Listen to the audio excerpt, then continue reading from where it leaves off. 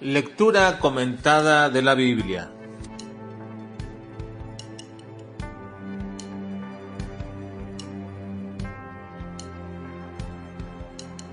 Miqueas capítulo 1 al capítulo 7. Juicio sobre un pueblo que olvidó su origen. El Mesías y su nacimiento. Un Dios que se deleita en su misericordia. Miqueas fue contemporáneo de Isaías y de Amós.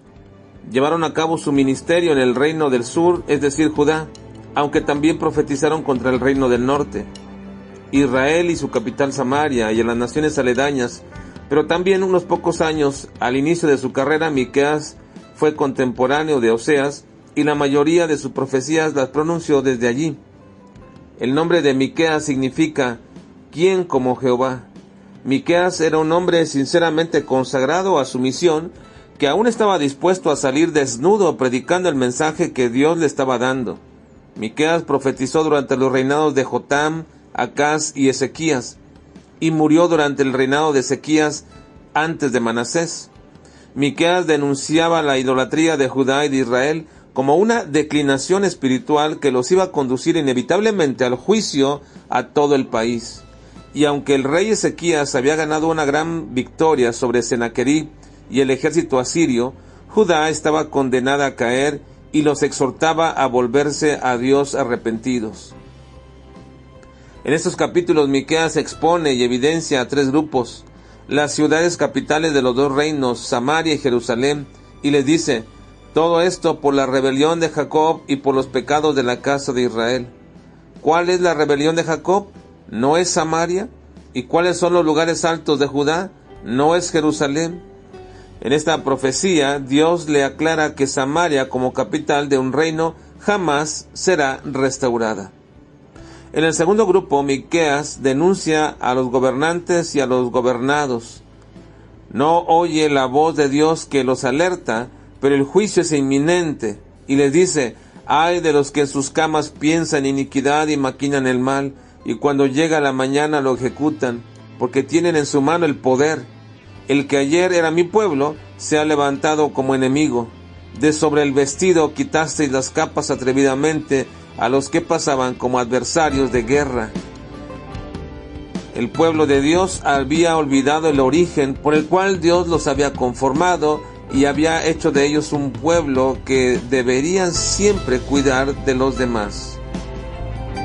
El tercer grupo es el de los sacerdotes y profetas, los líderes religiosos, y les dice, así ha dicho Jehová acerca de los profetas que hacen errar a mi pueblo y claman paz cuando tienen algo que comer, y al que no les da de comer proclaman guerra contra él. Sus jefes juzgan por cohecho y sus sacerdotes enseñan por precio, y sus profetas adivinan por dinero y se apoyan en Jehová diciendo, ¿no está Jehová entre nosotros? ¿No vendrá mal sobre nosotros? De esta forma Dios está nuevamente adelantándoles una porción de la historia venidera, porque Dios es el Dios de la historia, no solamente de pueblos y naciones, sino también de la historia de cada persona.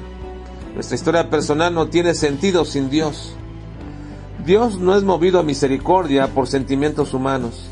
Nuestros sentimientos y deseos están muy lejos de ser iguales a los de Dios. Lo que Dios hace, lo hace por amor a sí mismo, y lo hace porque eso lo deleita. Si algo mueve a Dios a hacer, siempre será Él mismo. Es cierto que el objeto y receptor de ese deseo de Dios es el hombre, pero siempre la motivación viene de Dios mismo, porque Él es su mayor satisfacción. Sus deseos son su mayor motivación y sus hechos son su mayor deleite. La segunda parte del libro de Miqueas nos habla de la restauración del pueblo de Dios.